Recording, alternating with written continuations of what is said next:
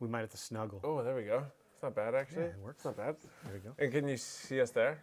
Woo! Welcome, everybody. Thank you guys for joining. This is my good friend, Dave. Hey. And we have a big program planned for everybody today. Thank you guys for joining. This live is sponsored by Pacific Energy. And the reason that they want to sponsor this live is because they have their promotion going on right now, where if you spend $30 or more at any Pacific Energy, you guys can take your receipt attached to entry form, put in a draw bucket, and they're giving away 3 brand new Nissan Pro 4Xs. So I think the first draw is on the 14th, eh? So it's coming up. Hey, you know what's cool is when your wife uses your laptop and then she doesn't charge it and it's on 1% right before you need to use it for actual stuff. That's cool. So that'll be coming up on the 14th, all right? And they're going to do the giveaway in Vool. So thank you to Stephanie and thank you to Pacific Energy for everything. Do we need to send out an SOS for a charger? Hey, Steph. Oh, you don't have your charger. Stephanie. Hey, Steph. Can you get me a computer charger, please? With different charges. I got the old one. I got the different one. Can you get me a computer charging cord, please? So cool. So cool. Marriage.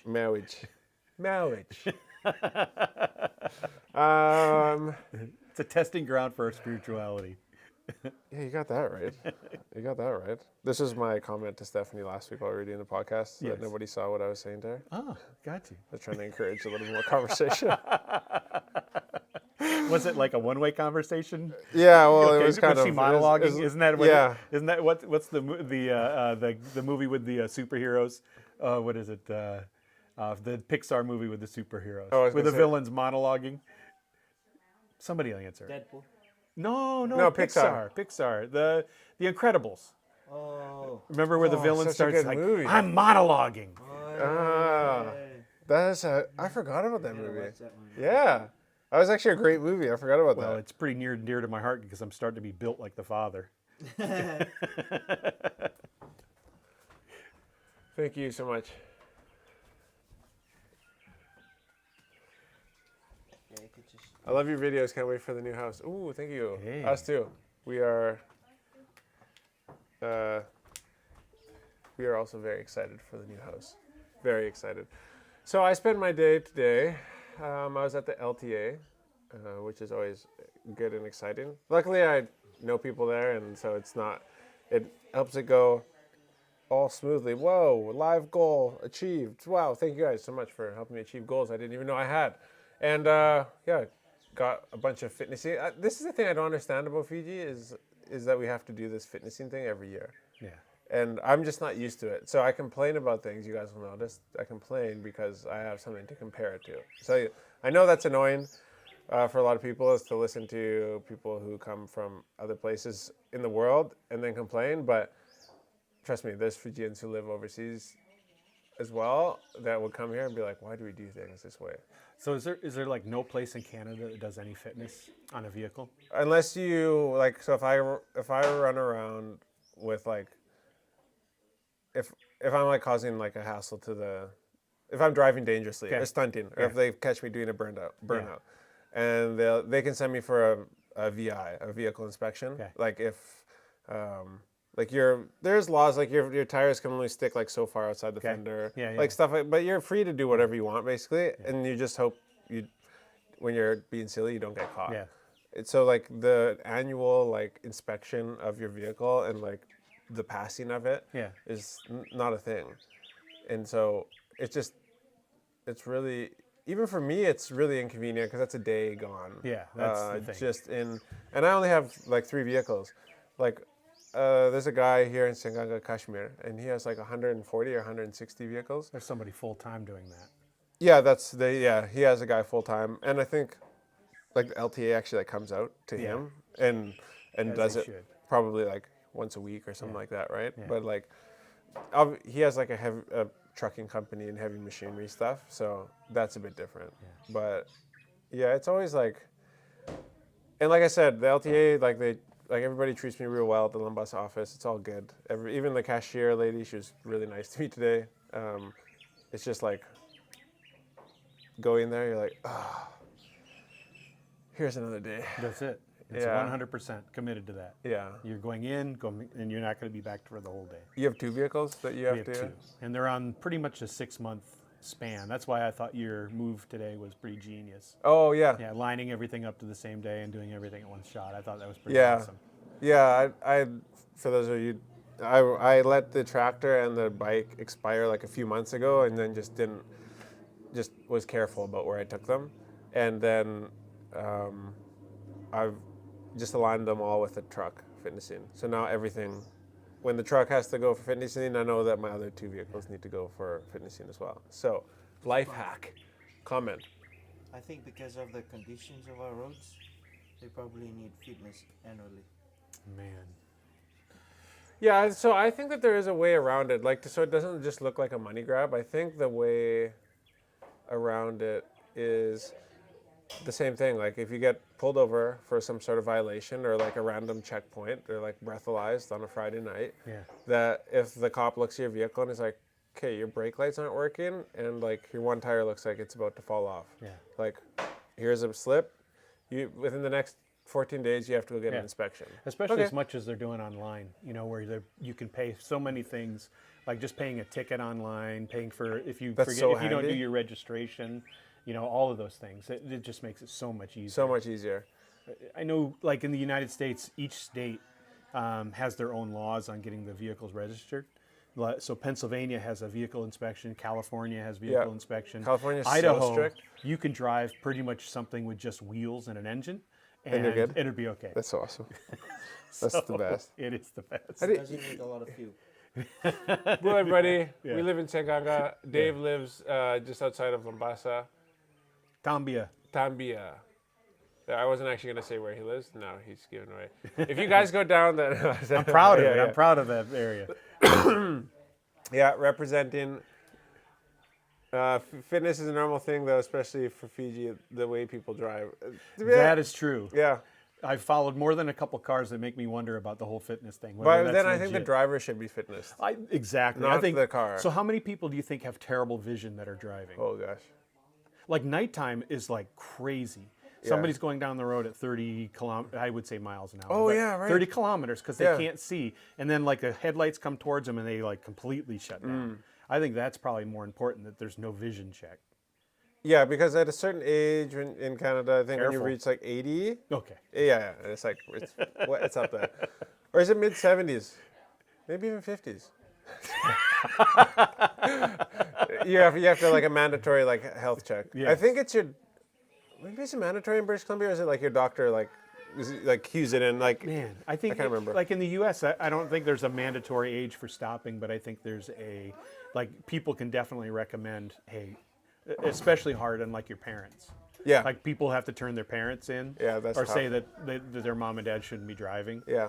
That's rough. Yeah, I thought it was gonna actually be really rough. My grandma Oh, right. actually she turned 94, and I didn't wish her happy birthday. So happy birthday, Grandma! I know you're watching this on TikTok Live, in the nursing home again. Don't you love when you like open up Facebook and it's like your grandma just turned 94? You're Yeah. like, and it's like, what? And it's like 22 hours ago. You're like, oh my gosh. But you're a day ahead, so you're really okay. No, because they're posting from Canada. So I'm like a Oh, day that's right. You're, like, I'm super like late. super late. Yeah. Yeah. That's like Man, that's bad. yeah, I know. I felt really really bad. Yeah, that's your grandma. And my grandma drove until she was 91, I think. Yeah. And we really thought like that was going to be like the end of Yeah. like because she had so much freedom going to see her Yeah. friends and going here and there. And then it was actually like really beautiful. She like just ended up being like, no, it's not safe for me anymore. Where I was just like, whoa, I did not Same with expect mine. that. Yeah? Yeah, she did the same thing. Huh. And she had, eventually she came to a point where she couldn't live at home anymore on her own. And she This one she grandma had now? set everything up.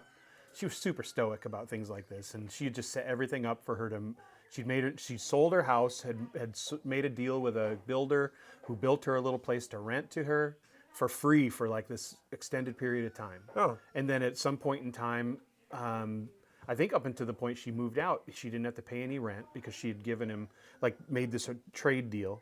And wow. then when She's, like, really when she planning moved ahead. out, he basically got the place, and then it was the same thing with driving.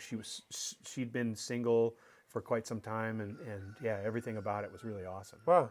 But she just sort of, like I said, she was really stoic about this, and just knew, it's like there's going to come a time when I'm going to have to move out. There's going to come a time when I'm not going to be able to drive, and that was the one that really hurt her. And I think the thing that really synced it for her was when she wasn't able to, like, she was a reader, and when she couldn't read anymore, that was when, like, that was a real depressing thing for her. Yeah, hit her hard. Yeah.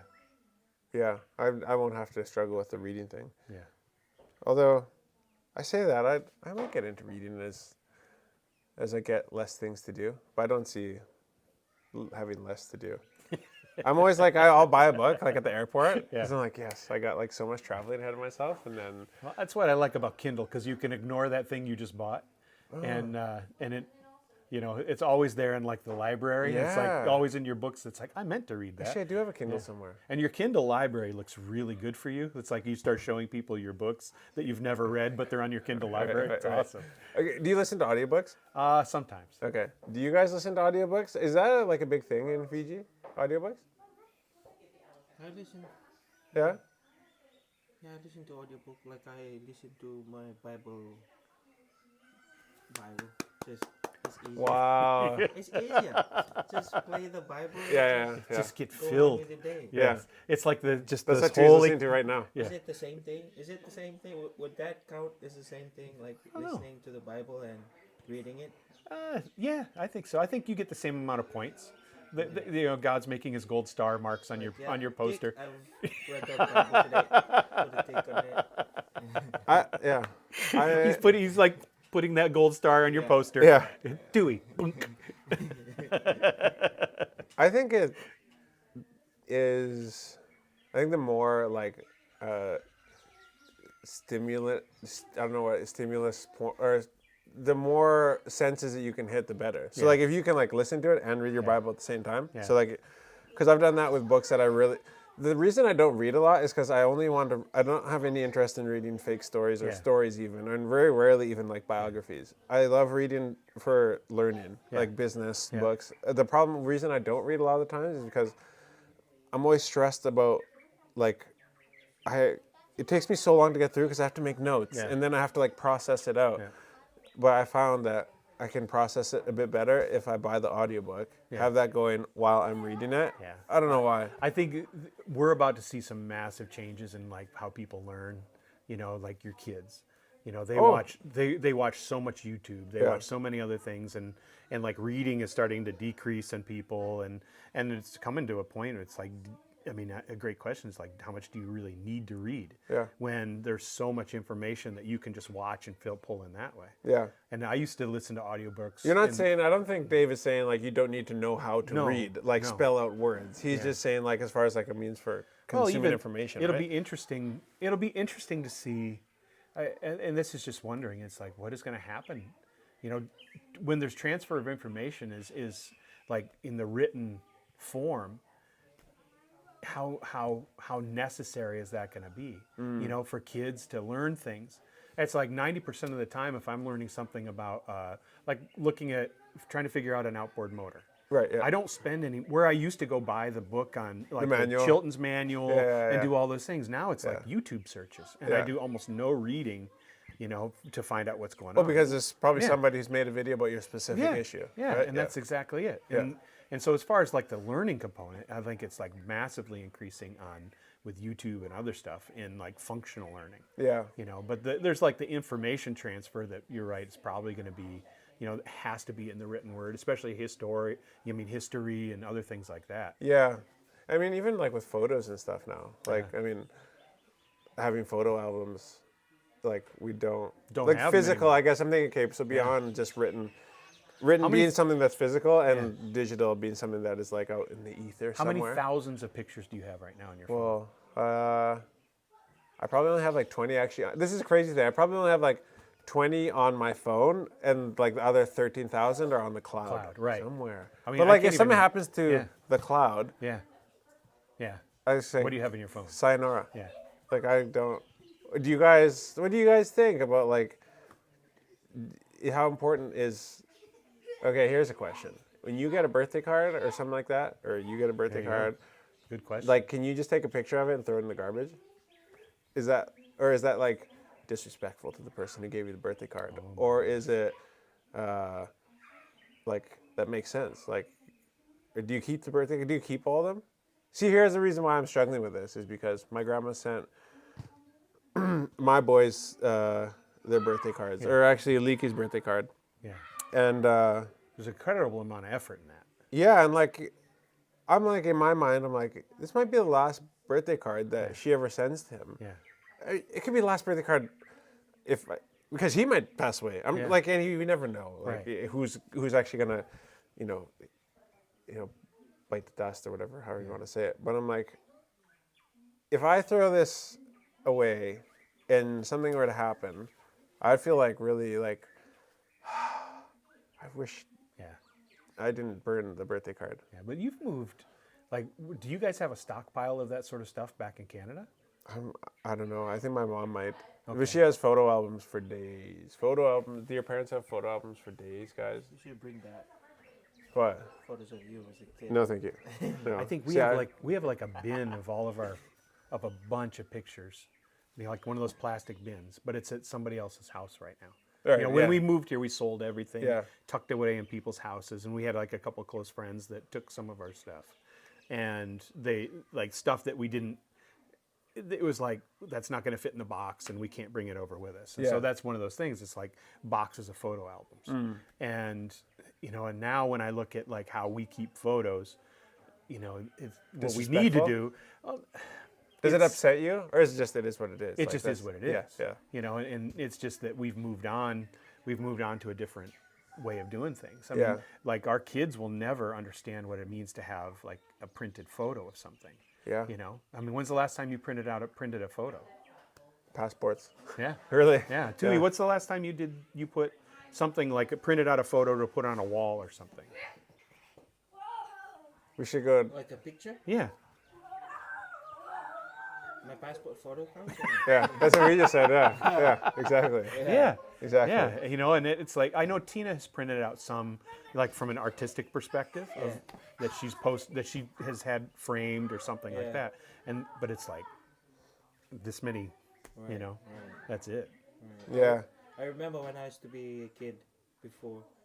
My mom would like take us to town. Yes. And would like take us to like photo. Yeah. In the cheesy background. The photo. Yeah, Dude. Like that. Yeah. And it's such like a huge thing. Yeah. It's like Picture it. everybody has to go. Yes. Because if not, you get the whooping. But we have to look good too, eh? Did you have to do the whole full Kalavata thing? Okay. No, it's just like good clothes, brush your hair, Yeah. look good, take a photo. Yeah. Every year.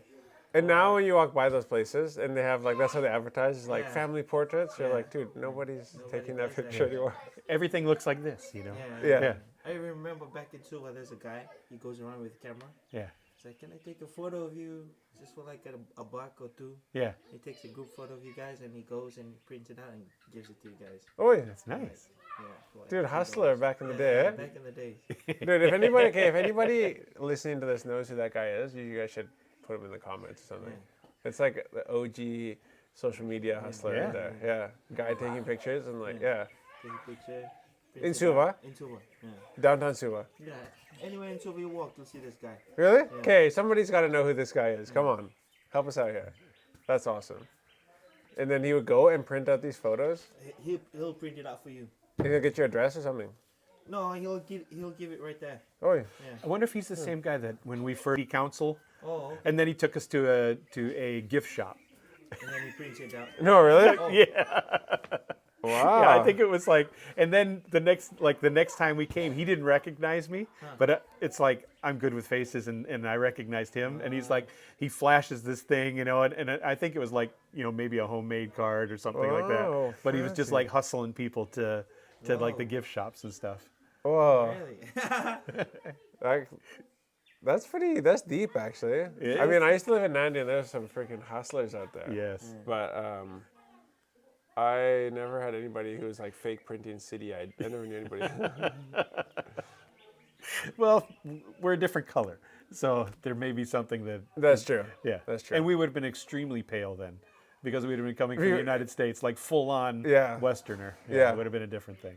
No, with no like, You can't even fake an accent or yeah. You guys were screwed. We were done.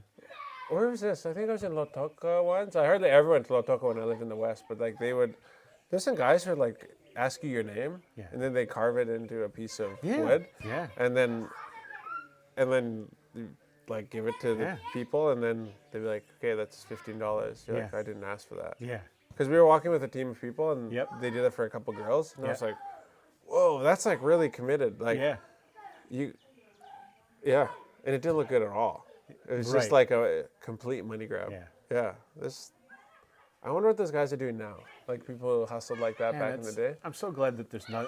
We don't make Lambasa. There's nothing like that. There's no hustling people like that. It's actually pretty cool. Yeah, okay, I'm thinking of like the hustler, like okay, not people who hustle you. Yeah. I'm thinking about like hustlers in Mombasa.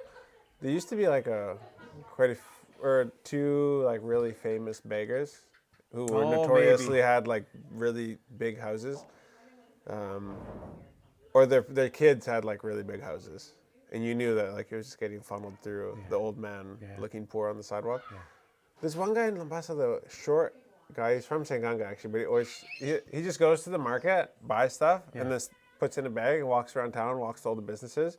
Like if you wait long enough in the bank, he'll come in twice with two different vegetables. man, I know. Short guy, I think Muslim guy, always in full garb. Yeah. When you shake his hands are like tiny, but like he'll just go He's business really well to known business. throughout. Yeah. And- he's kind of hustling. Yeah. Yeah, Yeah, that's one thing I thought. It's like he's always selling vegetables. He's selling Non-stop. working. Yeah. yeah. Yeah. I've given him a ride before somewhere. Oh really? Yeah. Yeah. Oh, that's funny. Yeah. Probably back to the market. Maybe. Because I just like, man, where does this guy do all this farming? And then I was in a store where people were like buying from him. Yeah. He does really well in the bank and stuff like that. Yeah. And Oh, then yeah. they're like, no, he just goes to the market and then buys whatever he wants and then brings it from business to business. I'm like, I swear that he sat down in lunchbox and took over somebody's pizza one day. The boys, some guys that got up and left. No. He sat down and he took over the rest of it. Yeah.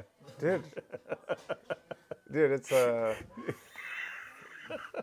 survival of the fittest, all right? In Mombasa. You guys never been to Mombasa? There's a taxi driver who sells palau every day Oh yeah. in his taxi. Does No. he cook He it? has like a A box. Tupperware? Yeah. Yeah, like a big a big Tupperware full of like a plastic box, right? Plastic bin. No, the cotton bag. Oh, okay. At the back of his trunk. Yeah. The taxi trunk. Man, if he cooked it using He the just engine, drives around, that would picks be it up, awesome. It's like, do you want palau? I got palau. It's like $5. Yeah. Why? So you pay the taxi and get the plow. Sometimes you're like, I'll drop it down $3. It's just like, all right, $3. Why not? Whoa. Buys it. Really? And is it decent? Yeah. Yeah? It's really good. Yeah. So he's like, oh, I don't know, it was good last week. Week before, not so much, but last year it was really I good. know. I would probably eat it. I know that one would not. Yeah. It got to a point where once I first knew him and I picked him up like 2-3 times. Yeah. Sometimes I'll just be at home. It's like, hey, you got some palau in your taxi? Just come drop it at home. And he comes over and drops it. Dude, That's awesome. that's good. Yeah. Shout out to all the hustlers. Shout out to all the hustlers. Do you have any questions or anything? No, just people, Listening. yeah, commenting, saying hello. Hello, everybody. Thank you to Pacific Energy for sponsoring the video, the live today. Hello. Hearts and likes all around. How's your week?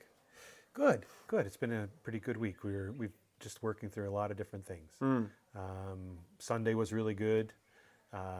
We had a good turnout. It was mixed with church from Bunivau and us. Oh, really? Yeah. So Kamal came and Yeah. he did communion, and then I talked about John 16 and Oh, fun. and talking about persecution of the church and the Holy Spirit coming and all that good stuff. So it was good. A lot of good time coming up to that, and then Oh, that's today awesome. has just been meetings, and Tina had a women's thing, and Nice. so yeah, we're just kind of plugging along. What's going on with the women? She has a moms in prayer group that she leads alongside Lambasa Bible. So a Okay. couple of women, so it's like a combined group, and Yeah. and they get together every Monday. I Yeah. think it's it's every other Monday.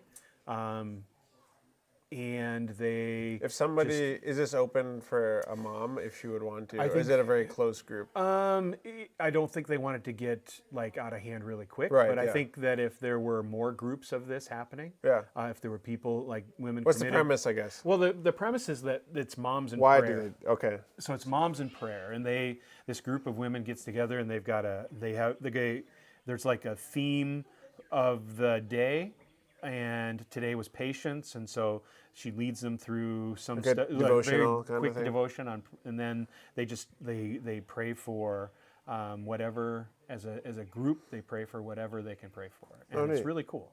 And I know that they use like an online. There's a website that is like the landing place for all this stuff, and so they really help develop leaders of this. And so if women want to start their own group, then they kind of give you everything you need to facilitate a small group of Neat. women in prayer. And I know Tina loves it. The girls that go with her love it. It's introduced Tina to some of the other women church leaders in Mombasa, and it's been really cool. That's really cool. Yeah. What do you think is important about like splitting off guys and girls? Do you think?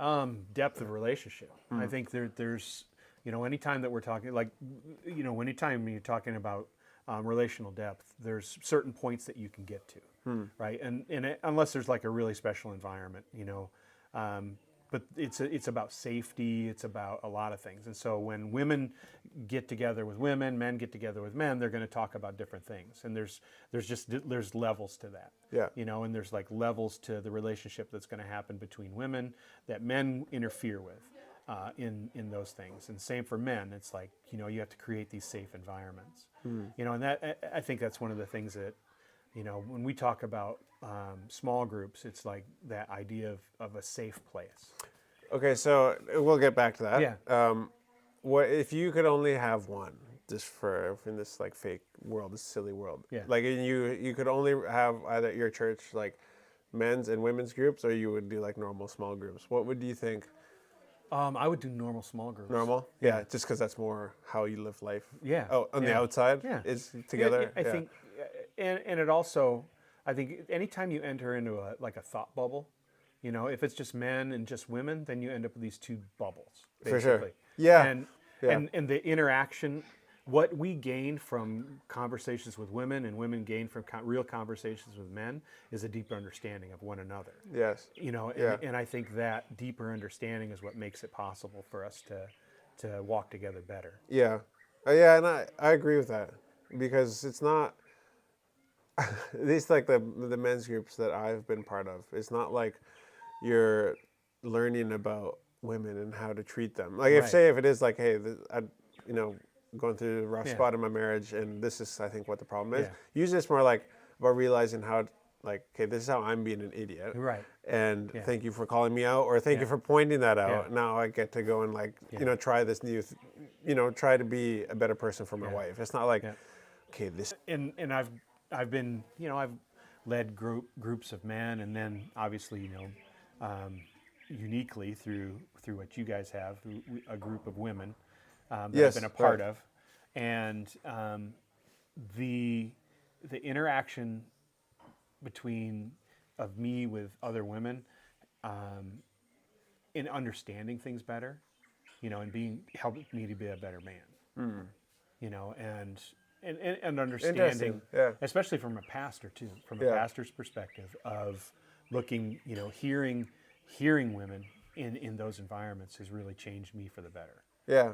Do you think it's helped? Okay, so for those of you who don't know, like what Dave's talking about with our situation is him and his wife Tina walk with the girls who are the staff at our coffee shop. So once a week, you guys. Super proud of those girls. They're awesome. Yeah. And then, if you just need a reason to get a coffee just to meet those two, I would say, Yeah. kind of stop into Fresh and get one just to meet Archie or They're Vaughn. the best. They are. Yeah, like I mean, like I'm not just saying they're the best. Like, people in Fiji, like you can't trust people. It's like no, I can actually. Yeah. And okay.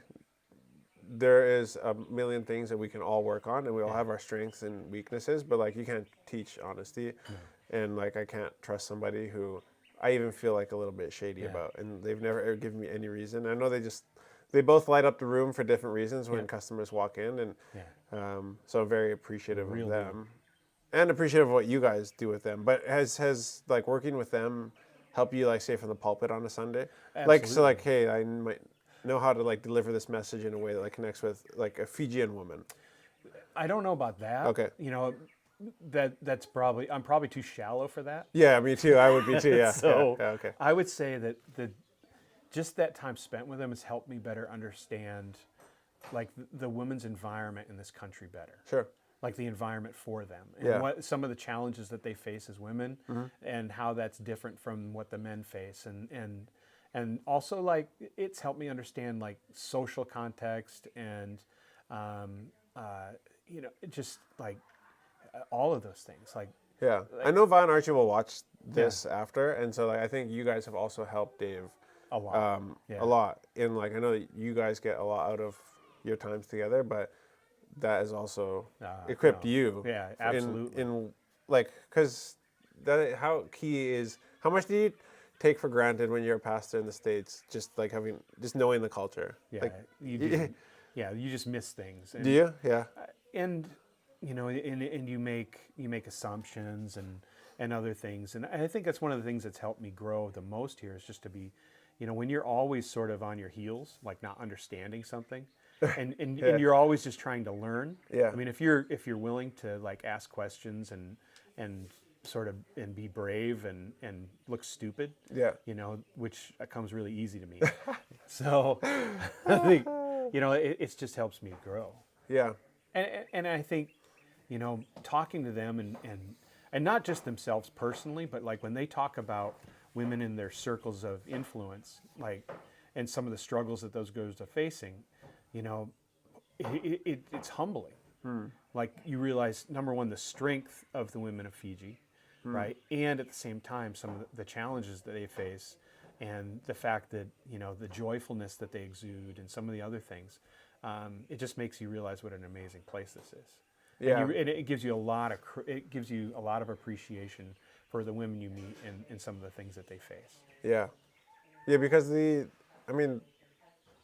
are not expectation, horrible. No. There's a lot of No. horrible men. There's a lot of Yeah. horrible women. Absolutely. Obviously, but like, I think when you, It's still a very patriarchal culture. yeah, for sure, yeah, and when you mix like a patriarchal culture that is very resilient, like Yeah. I think like Yeah. Fijians are, we don't really like have these like big dips, right? Right. I think those dips though they happen behind closed doors. Yeah. Or we try to drown them out with substance or actions, Yeah. you know, inappropriate behavior and stuff like that. And so, I think generically you just see like the women work hard here. yeah, You know? And the men work hard. That you know, and it's that standard hard work on both sides. You know, the men to carry a lot of that outward physical load, and the women carry the load of the house. Yeah. You know, and the things that go along with that. And of course, it's not. I'm speaking in generalities. yeah, You know, and not every situation is the same, but there's definitely, and in that, I think sometimes women get lost or taken for granted, and it's just seeing how they respond to those things and learning more about that, because from the United States, you know, which is a much different culture, you know, and it encourages women in so many different areas, you know, where a lot of women work outside the house, and you know the husband, like for years, Tina and I would both go work different places, come home, you know, we'd see each other 5 or 6 o'clock, and we'd try to raise kids like that, and you know, and so we had a very, I would say a very equal load around the house, like because we both that was the We're path, gone. that was a choice we made, yeah. you know, You're breadwinning, and raising there was kids. a lot of, I mean, quite a bit of our marriage she made more than me, Yeah, because as a nurse she was more qualified than I was, and more qualified for higher pay. Yeah. Yeah. And where I worked more in an industrial environment, Was that ever hard for you? no, never. Like being like, oh, my wife makes more than me? Nope, never, Yeah. never. But some people are pretty outspoken. Like some people I actually really respect that are pretty outspoken about like, you know, your wife, you're going to have a hard time as a man Yeah. if your wife makes more than you. And Then I'm like, well, that's a hot take. Because like for a lot Yeah. of years, like me and Stephanie operated in that way. And I didn't really feel any sort of way because I knew that we were building up to something like this, right? And like that lifestyle of like having the freedom to be able to make a move or be entrepreneurial requires like somebody stepping away from their normal job, right? And taking a pay cut. But that person usually ends up being like the moneymaker. Yeah. And then I just never really felt any sort of way about it. No, it never really like affected my manhood. Like, because like people say guys operate on high off respect. Yeah. And I never felt like No. I was, and I We think just that's didn't also talk like, about it. You know, one thing for us was like our money was always our business. You know, we never talked about it with anybody else. Never really got into it. Yeah. We shared because I was in the Navy when we first got married, everything went into her hands, like income wise, and she took care of like all the bills. And so financially, everything just became one. Right. And so there was I never had my own spending, I don't know how people own separate. checking account, anything. Yeah. I never had my own separate credit card. I never had anything that would have been separate from her. And so there was never like a mystery, you know, it's like, oh, well, I take care of this bill and I take care of this bill. It was always like, they're ours. And Some people like they're full on like that. Hey? Yeah, oh, yeah. I don't get. That just honestly, it sounds like a bunch of unnecessary work to me. Yeah, yeah. I'm like, I don't. Oh, there's always room for, you know, we talk about it like as a pastor, like leave no room for, for somebody to take something out of context. Yes, right? exactly. Yeah, Right. above reproach. Yeah, live a life above reproach. Yeah. And I think financially, when you start to have separate lives, like there's room for reproach. For sure. At some point in time, you're going to come home with, like, you know, that guitar you've always been dreaming about, and somebody's going to ask the other How'd person, you afford that? How'd you do that? Yeah. Especially when they're like struggling to do something. Yeah. You know. Yeah. And you've packed away some money or, you know, done something on the side. Yeah, I think. We prefer to have our fights about money like right up front. Right. Like, What do you mean by that? Like, hey, I want to do this thing, and no. Okay. Yes. You know what I mean? Yeah. Like, no, that's not going to happen. Yeah. Yeah, because we can't afford that. And the key word is we, not me. Yeah. Right? Exactly. Yeah. Yeah. Question. Yeah. What do you want to say yes to more? What do I want to say yes to more?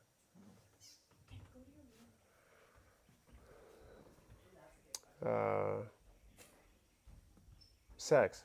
But you know what that requires is that somebody's like, would you like to have sex? And then I'd be like, yes. No, I'm just kidding. Not kidding. I'm kidding. In seriousness, though, it's good because Stephanie doesn't watch these, so I'm good. I'm good. What would I like to say yes to more?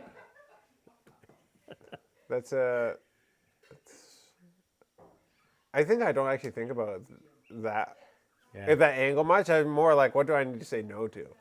Yeah. That's more my angle in life as far as like when it comes to business and stuff like that. Like it's always more about like it's even less about like how skilled you are at a certain point in time as a business person. You have to. Your greatest skill is knowing how to say no and when to say absolutely. it, and knowing how to say it. Like I said, like there's a way to say no that doesn't sound like you're saying no, but means that like you can maintain relationships till you're ready to say yes, or until they like work themselves into your ecosystem. You've seen that illustration where somebody fills up a jar with sand or water or sand, right? And they try to add stuff to it. Okay. You know, and so like if I you haven't fill seen it, this, but- so if you fill a jar up with sand and you have like a bunch of rocks or other things, and you try to pack stuff in there, you're going to run out of. Like if you look at the big rocks, you're not going to be able to get the big rocks in there. Okay. And so if you look at things like yes, like sand is yes. Okay. Then the more yeses you have, the less room you have for the yeses that really matter. Right. So if you start the other way with like the big rocks and you put your big rocks in the jar, and then you kind of start to add other smaller things to it, it's like then adding the sand, you add a lot less less valuable stuff. Right. Right. We'd have to break out the illustration. Yeah, here, no, but, I understand what you're saying. You know, yeah. and so it really isn't about what do you want to say yes to more. It's about the big yeses. Right. What are the big things that you're saying yes to? Yeah. And for me, saying yes to whatever, like where we're going in ministry, saying yes to the things that matter. Right. That's the important thing. I'm saying yes to listening to my wife. I'm saying yes to these kind of things. Yeah. Because right. this points towards what matters. Like your big G goal. Yeah. Like Yeah. Because we can say yes to a lot of things. I Oh, could 100%. say, what are the, like, if you start to pare down your yeses, like, man, I wish I hadn't said yes to that. I'm not going to put you on the spot with it, but you can think of probably. Oh, for sure. Like there'll be times where like I'm committed to going to plow somebody's field. Yeah. And it's like, I wish I wouldn't have said yes to this. And I'm not saying, I don't actually know if this happened, but I wish I would have said yes to this because it's Saturday and I wish I could have taken my son spearfishing. Yeah. And now my friend's like, hey, you're going to come spearfishing? Like, boat's ready. Yeah, and I'm like, like things like, because that's the stage of life I'm at right now, is like my kids are young. I'm like, that's a priority. That's a big right yes. now. Yep. So that's my big yes right now. Yeah. And so you sacrifice a lot of money making opportunities or whatever because like I want that right now. Right. And so you fill your jar up with the big yeses. Yeah. Right? And those start with like the biggest ones. It's like if you were to write on a board like what are my biggest yeses? What are the things that matter most? And those are in my jar already. Yeah. And I'm not going to sacrifice those things. Yeah. And then you start adding the other things to it until you get to a point it's like, I can't add any more. And then you learn to say no. For sure. And I think you talked about this on something else before about in this culture, saying no is something that really needs to be learned. I think this goes way back a while. You did a little brief thing about down by the saying river. no. Yeah. Standing by the river. Yeah. And you were saying that in this country, in this culture, people need to learn to say no more often. And because of the burden that's placed on the small yeses and how you get chewed apart by those little yeses. Oh yeah. And you do. Yeah. Because and sometimes like one small yes means that like you have to say yes to another small yes. Exactly. And then you got like 80-20 rule happening where like, 80% of your time is spent doing things that like you don't want to do for the 20% of the people that actually like really matter to you, And then if you're going to look at it from a spiritual perspective, what does God ask us to say yes to? He and it's like a lot of times our yeses point to what we idolize, and the things that are making idols outside of him. And so where he says, don't make any other idols before me, you can start to look at your yes categories and say, man, those are, I'm making some idols out of things like that. Yeah. I'm making some idols out of, whatever it is, you know, and it starts to help you tune in your life a little bit more, I think. Kind of reviewing those things. I've had to, where I talked about a lot of my biggest yeses were in a sport before. Wrestling. Yeah. And then my yeses have changed to, things that support what I think God's calling us to do. Sure. And leading us to do. And that's the stage. I think your yeses at that point were not wrong. No. At all. I would say they were unhealthy from my perspective now. Okay, yeah. They're wildly unhealthy. Oh, really? Yeah. It was like, yeah. They got in between my relationship with Tina. Oh, okay. And, and they were unhealthy for my boys. And there were great things that came from it for one son, for Ryan. Yeah. But for the other, I think it was a little more of a struggle. I think there was positives that came out of it, but it was also led to some big struggles in our relationship, like about expectations and other things. Sure. But when I stopped doing that and really said yes to following God, then that's when my life really changed. And then my orientations on my yes changed drastically. How did they change them? Like you didn't stop wrestling just because you gave your, No. you didn't, like it wasn't like, okay, I say yes to God and I'm stopping wrestling. But it's the amount of time that it took, and I'm passionate about it. I mean, Looking at time is like a commodity. I take off 3 days in March. Like I am incommunicado around the NCAA wrestling tournament. yeah, right? sure. No, it's like don't bother me, leave me alone. That's your thing. I say no to a lot. Thing is wrestling, all right, guys? And so, so I love it. Like there's still, it's like, I love watching it. I love everything about it. And, but I had to learn that that wasn't healthy. And so when I made that decision, it was like, it's all in. If you're going to follow Jesus, then that's what you say yes to. And you say, and you have to learn in that too. It's like, there's a lot of opportunities to go, off kilter directions in the name of following him. Yeah. Where your time can get sucked away. I think one of the things I was going to talk a little bit about is like, spheres in your life. Like what are your main spheres in life? And one of the things that I think is like we have home sphere, work sphere, and church sphere. Okay, right? yeah. And where That's probably everybody. Like it's most that people Venn can diagram. yeah. If you do it in like a Venn diagram, and in the center is a follower of Christ is Jesus at the center of all those things. And it's not that they all have to be in balance, because there's going to be times when each is out of balance. Yeah. But we're looking for, like, are those spheres okay? If we have to, if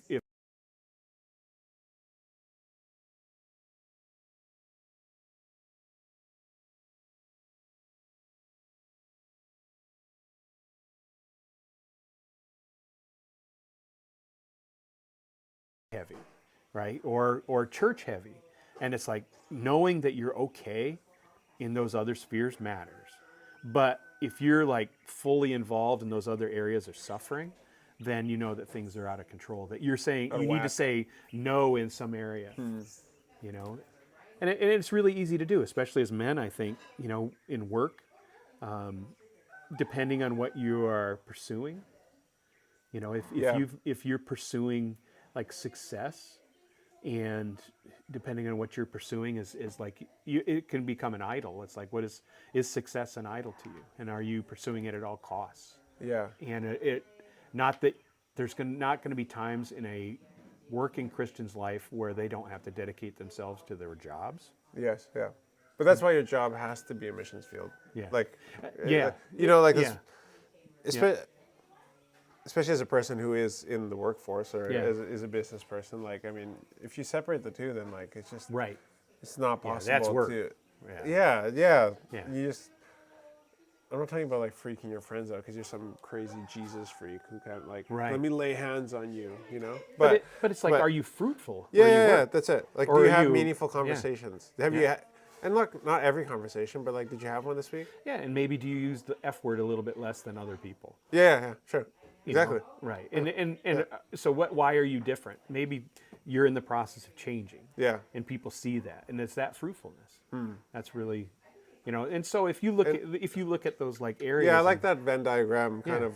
So guys, Venn diagram. Think of the Olympics logo and just being 3 circles, and they're kind of like all linked, and there's like. There's a point in the middle where they all join. Yep. That's what a Venn diagram is. And so Dave is saying like you have, God, family, work, right? Yeah, pretty much. And Church, so, church, family, work. Church, family, work. Okay. Yeah. I like it looking at it that way because, for instance, the other night, and I didn't actually talk to Tui about this, but we went over to a friend's house and we were just sitting around drinking grog. Yeah. And then one of them shared that one of their friends had committed suicide.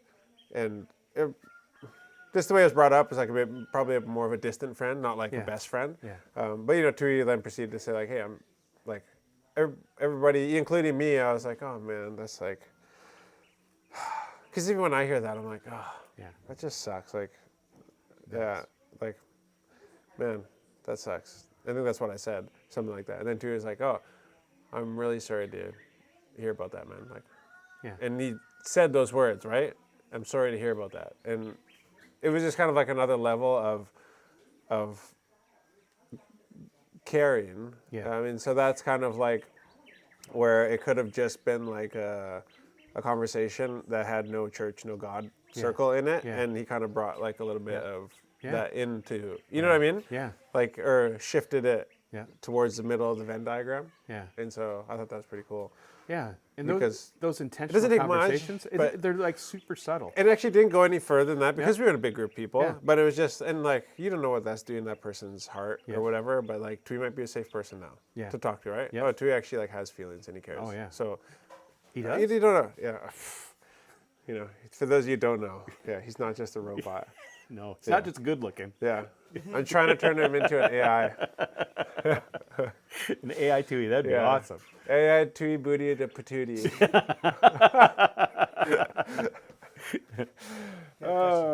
I got a question first from TikTok, actually. So that goodness. overrides your question. I'm just kidding. There was a question way back here. I saw you on the poster in Suva last week. Yes, say no to HIV. Or that's not right. Is that the one? You guys are up by the embassy, right? Yeah, it's an HIV poster. Obviously, say no to Yeah. HIV, but don't participate in things that might get you HIV, like drugs and Illicit sexual contact. illicit, yeah, sexual contact. But also, cool. I guess that's good for branding, hey? My face on an HIV poster. I just thought, like, somebody approached me at the women's convention, and she was like, "Hey, would you guys put your poster or put your face on something like this?" I was like, and the reason I was unsure is because it depends what they put on the poster. So if they're like practice safe sex, I'm like, no. Like my poster would say safe sex for marriage. Yes. Like that's my idea of safe sex. So what we put on the poster matters to me and the Waka brand. And so I think it was that I go get tested. Yeah. I think it was something like that. And so I don't know. I guess if you saw the poster, that's good. That means that it might be working. Yeah. Okay, we have here thoughts on Starlink. That was a question from way back. So we don't have to like spend a lot of time on this one, but you're perfect person here to talk about Starlink because you actually have it. Yeah. And what is your thoughts on Starlink? It is a Game changer? It's a game changer. It's awesome. Yeah. Yeah. Hey, yeah. Is yours? I've talked to other people who like it cuts in and out on. Not Do you have at a problem with that? Never once. The people that I did talk to have problems with that, like very interrupted service. They're for whatever reason the satellite was on the ground. Oh yeah, like I made sure that we set it up somewhere where we have really good like Sky view? Yeah, sky view. Okay. And it is it's a game changer. Yeah. It really is. So we don't have it. We didn't have. I would say, how would I say it? Like we had Unwired before. Okay. Right? And it has nothing to do with the organization, the company, anything else. But it has to do with the location of our house. As we sit, You're facing the ocean. we're and facing the blocked from ocean, back. and there's the antennas on the other side of the ridges, and you can't. It's just it doesn't make any financial sense for them to put antennas everywhere. Yeah. And so where we had our house just had terrible service. Yeah. So when it became available in Fiji, I have the app on my phone. I paid my $10 ahead of time, and immediately they as soon as I saw that it was available here, I signed up for it, and it was here 6 weeks later. Wow. And it has been For the price of $840 Fijian-ish? yes, Something like that? Yeah. So guys, like it's really, really affordable. Super affordable. Like it's not like I'm not getting Starlink here because our digital has actually gotten really, really good. As you're going to see in an upcoming video that we made. Like we actually get LTE here now. Yeah, Because it's they set up extra towers in Senganga. Oh, I didn't wow. know about this. But when we go out to the farm, it's on the backside of the hill a little bit, and that's where we would get Starlink. But like if you're talking about like $800 to $1,000 to go from no connection to outside people, like we were on a estate down in Bua that's only accessible by boat.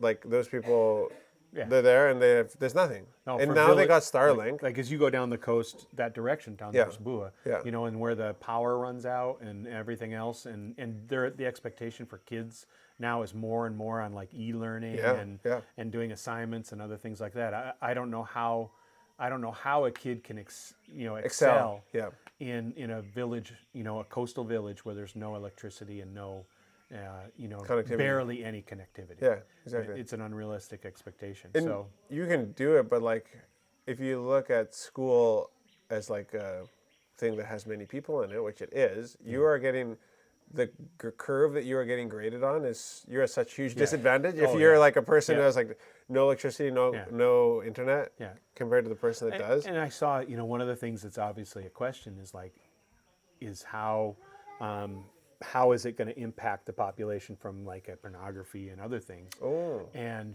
I saw that they're working with Starlink. Starlink can block certain things. okay. And they're talking about, I saw in the news that they're talking about having Starlink block pornography, adult sites countrywide. Cool. And you can also, like as a homeowner, there's filters that you can put Okay, into it, so you have a lot of control over Nice. what's coming through it. The speed is like 200 meg, 200, 300 meg at the Silly. antenna. And then like for us, typically on our phones, it runs about 32, from the router. And right. And that's each device. And we're running, if we had 5 devices. Well, before in you the said you house. couldn't even Yeah. scroll if Yeah. somebody else, Yeah, was scrolling. if say I was trying to watch something on YouTube, and Tina decided she wanted to look at something, it would shut us down. Because your internet was really biased towards women, apparently. Apparently so. Yeah. And friends. Oh, Yeah. really? Thank you. Just hated you. You don't treat me well. No, watching Friends. Tina Oh, would and she'd start watching Friends, Friends oh. for like the 5th time she's watched the entire season or something like that. And I'm trying to do something important, and Yeah. she's back there watching the 5th time around on like Chandler does whatever, and things go downhill. You're not bitter about it. I'm not about it. Never no. once. No, Not a that's why minute. you got Starlink. That Chandler? Not in Friends? Yeah. Oh, the guy, how you doing?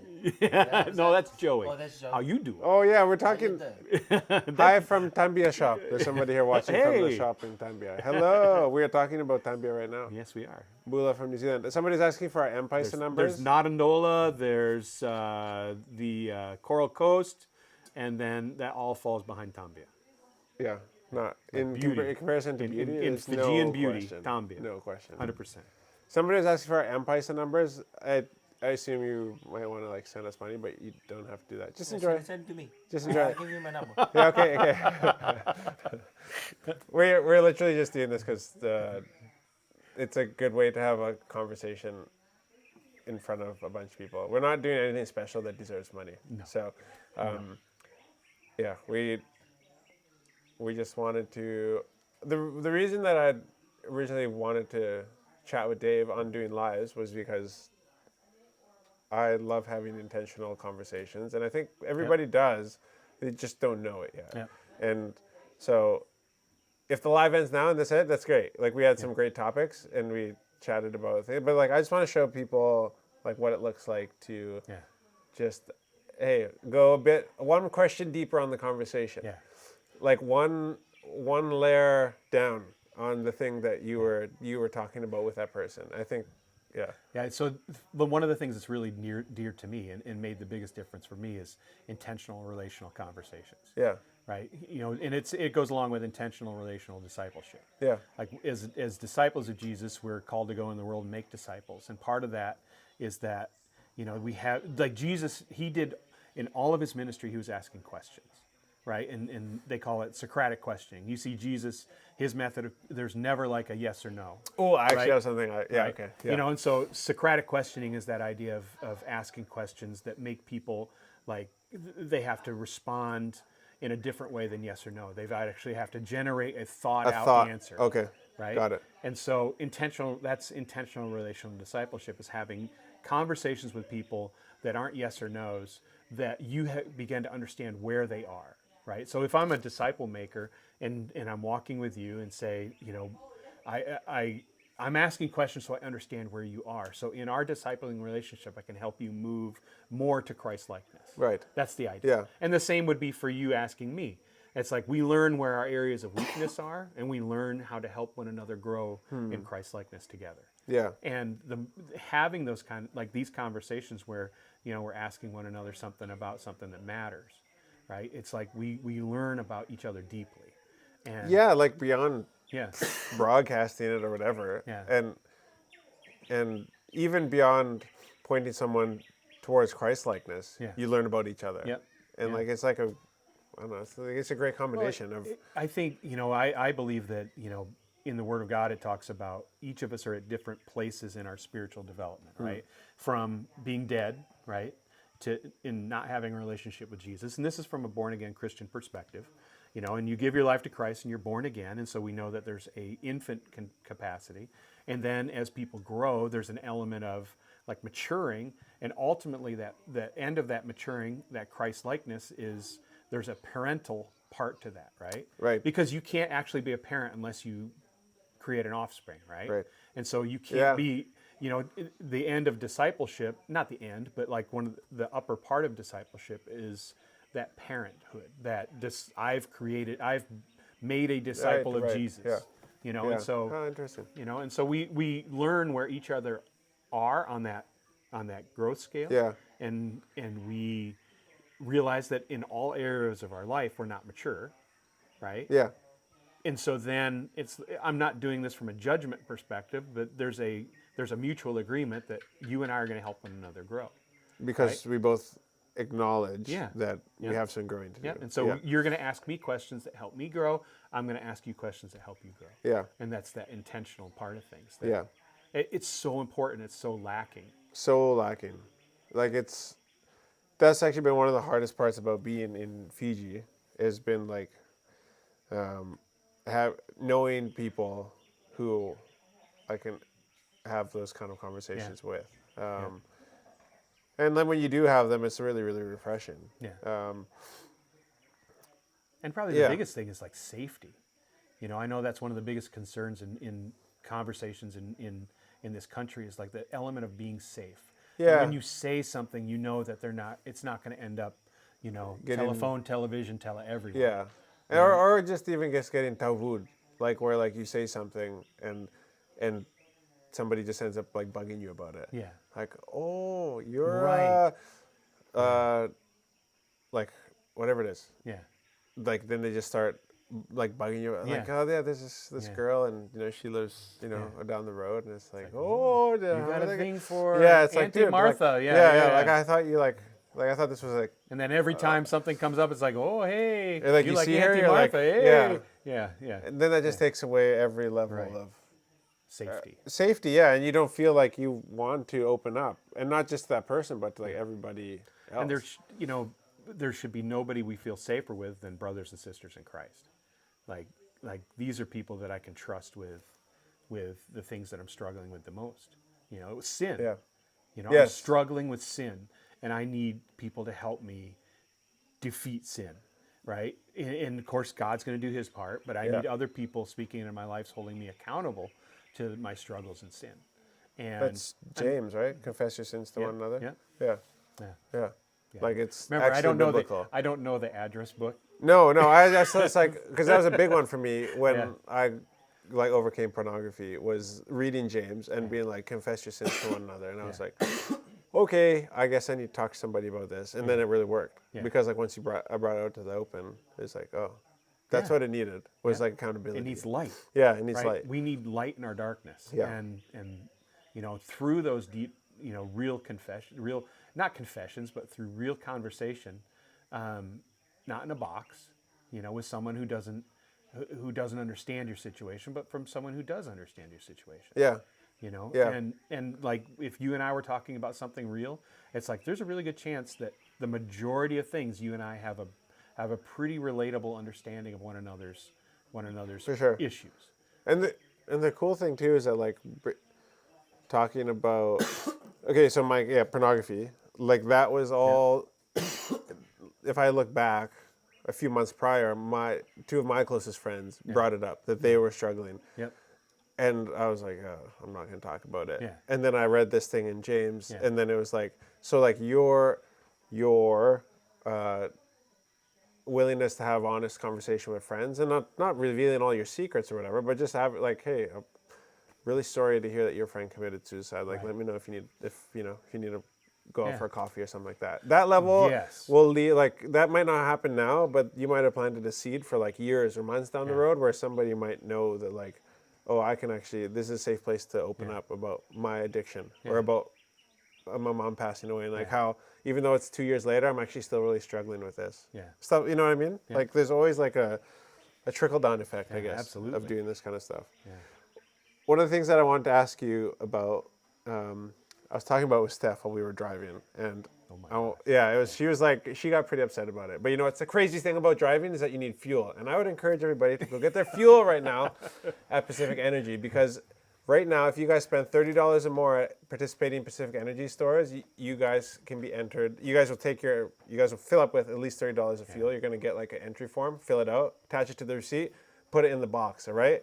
And they're going to be giving away not one, but 3 Nissan Navara Pro 4Xs. And so, like, there's a bunch of options, right, for fuel stations. Why not choose the one? This is my honest opinion. Why not choose the one where you might, like, win something? And they're not just giving away the vehicles. They're also giving away a bunch of, like, other, like, consolation prizes, I guess you could say, along the way. And so, I don't know, it's like you have a choice. Might as well stop at the one where you might be able to win something. So that's on, like, diesel, premix, unleaded, not LPG, all right? But Shell and Pacific Energy, Pacific lubricants as well, if you go buy those in the bottles.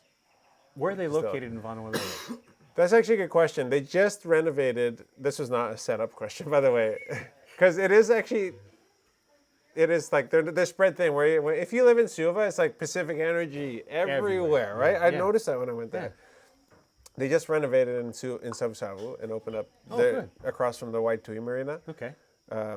So they have brand new fancy looking pumps there. Nice. And then there's Pacific Energy is owner operated in Vanuatu. Okay. So I believe that Pacific Energy does not like own and operate their buildings here. So it's more like a franchise kind of deal. Yeah. But yeah, there's one across in the market. Okay. There's the one in... Oh, right. Right? Right That's in downtown Lambasa. Right downtown Lambasa. Yeah. Then there's one in Vuol. And then what's the other one? Across from the FSC area? Oh, that place. Yeah. Line Point. Yeah, Line Point. But there's actually a different name for that place. But it's just past the sugarcane mill. Yeah, on the right just side. by the mill. So there's 3. Okay. Have you been to the Vuol one?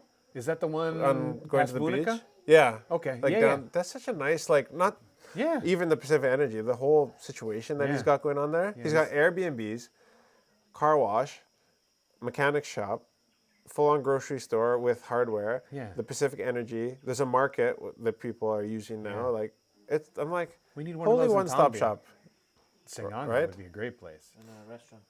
Yes. You guys need fuel in Tambia, don't you? Oh yeah, that's Somebody should driving open me a crazy Pacific right now. Energy in Tambia. Yeah, I think Like, so. because The you guys pumps got to aren't go working. all the way up Yeah. to Watandoba. Yeah. No, past there. Yeah, Where I past live. there, we have to go almost all the way to Lambasa. And then over to Senganga. Yeah. So you we've come to got, Senganga because of the rice coffee. farmers and sugarcane farmers, and people Nuts. have to go everywhere for fuel. You know, it's like right now. I think the Subaru's on two dots, and I was thinking, man, that's gonna suck. We've got, Yeah. because either we go into Singanga, or we have to go all the way to Lambasa. Wow. But, hey, I mean, Tambia, these are- Tambia shop. Hello. That's Suban Khan, I think, yeah. right? Whatever happened to your gas pumps? Man, we need Yeah, some help. that really was inconvenient for people in Tambia. But what I was saying, while I was driving, and before we started talking about gas, I was talking to Steph. I had this like a bit of epiphany, and while I was reading my Bible the other day, I was like, you know what? A strategy that a lot of people use for communication, or something that we always say is like very healthy, is laughter. Yeah. And jokes, and like and you enjoy yourself, you laugh, you usually end up laughing. And a lot of people communicate effectively by being somebody that can make people laugh. Yeah. And a lot of women and men were like, what's the most important feature that you look for in a guy or a girl? It's like that they make me laugh. Yeah. You know, so we find this very important in our culture all around the world at this day and age, that laughter is important. But like one thing I don't see in the Bible is laughter. Like I don't see Jesus using comedic communication as a way to get his message out. And we always like it's really important that when we're having fun that we're laughing, and like we all agree that laughter is like a really good thing. But I'm like, but is it actually? Because like I don't recall, at least, and I'm not like a Bible scholar, but like, you know, the disciples rolled over and, you know, because they were laughing so hard, or like, No, And John right. chuckled to himself. Right. It's Yeah. always like, Yeah. it's always just serious or anger or like, But there's It's what- funny stuff. I mean, there is like guys who are calling somebody, bald head, and then they go get eaten by bears, right? Yeah, so- which is funny. which is Well, really like in funny, hindsight, actually. I it's love like, that. man, that's hilarious. Yes. And from a kid's perspective, they do need to make a cartoon out of that. yes. And then and Jesus, he goes and he sits down with that gang of people, right?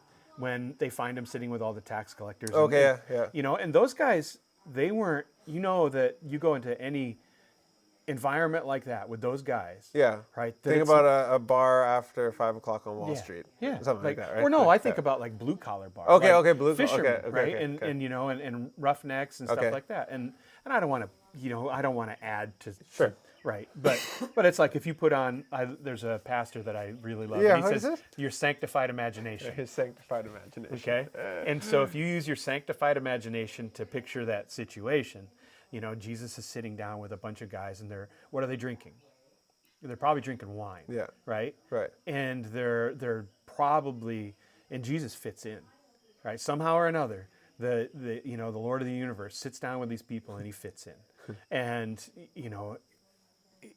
so I don't know. Yeah. And he's walking with these people for 3 years consistently, always, and They must be laughing. there has to be. And so that's why I'm saying, like, I was simply saying to staff, for the means of like, you guys, when you're driving with your husband or wife, why don't you ask them the same question? What do you think about laughing? Is it biblical? Yeah. That was my premise of the Yeah. conversation, just for Yeah. the sake of having a conversation that might be worth having.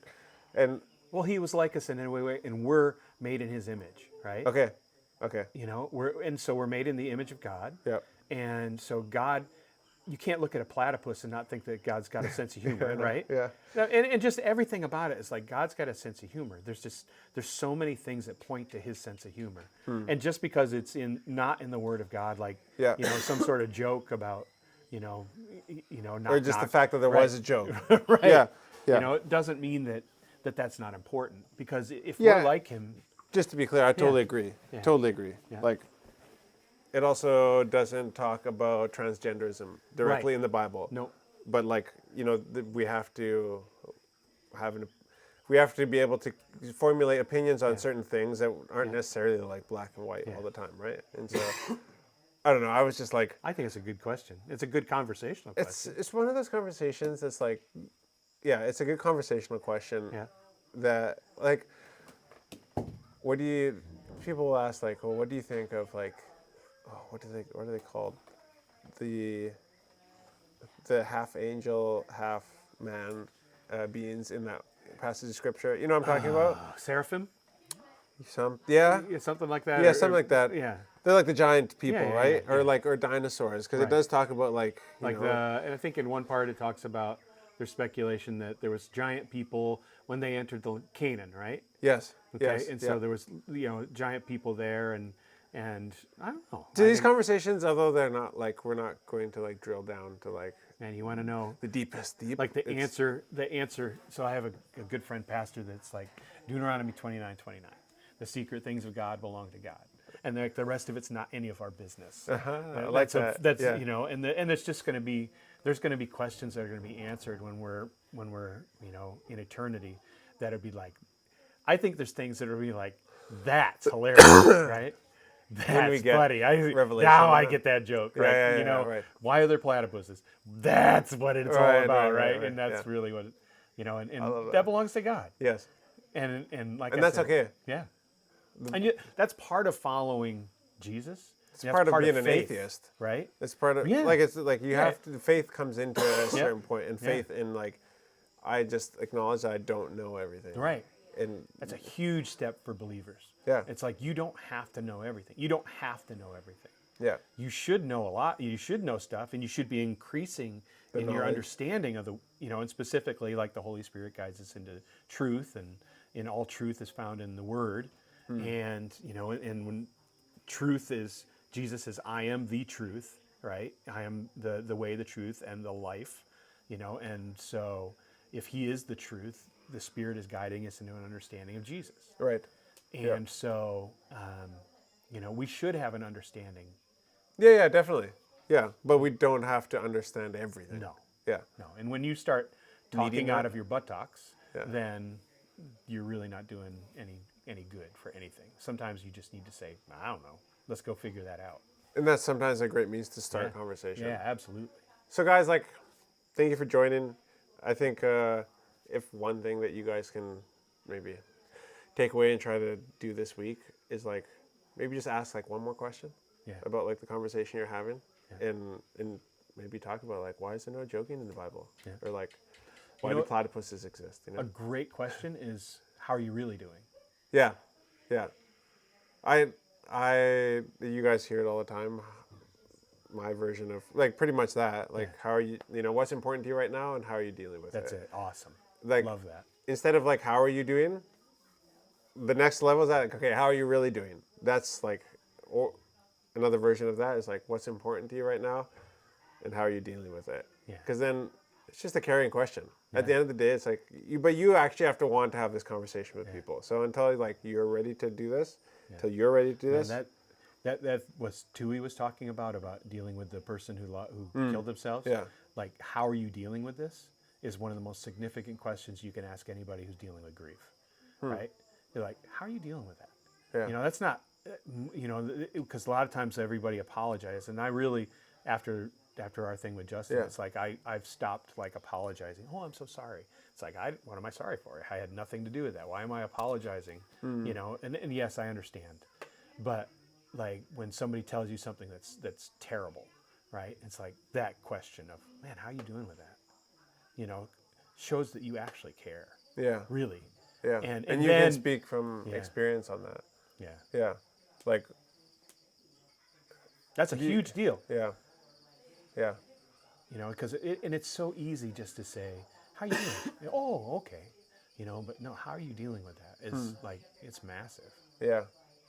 And even for stuff that like people aren't like going through right now. Yeah. I think I referenced it not long ago, but I had a friend whose mom passed away, and it was like a year and a half later, and I just happened to be like, ask him, like, how, you know, we haven't chatted a lot in the last, you know, few months. Like, how are you dealing with, you know, your mom, Yeah. you know, and the fact that she's gone, and Yeah. because I knew he'd taken it really hard because she died like really young and really suddenly, and he's like, man, you know what, like, I struggle with it every day, but nobody asked me about it. He said because like a month and a half after, people stopped asking me. Yeah. Like I was Yeah. okay, like Yeah. it, but like to me, she's still gone. Yep. And you don't want that question coming at you every day. No. But I think it just happened to be in the right moment, and somebody was like, hey, I still remember that you went through something. Yeah. And so I don't know, maybe even do something like that this week. Yeah. Just ask somebody like, hey, you know, how are you doing with XYZ that happened maybe just, you know, a few months ago? It's something that people might think everybody's over, but it just shows you care. Anyways, thank you.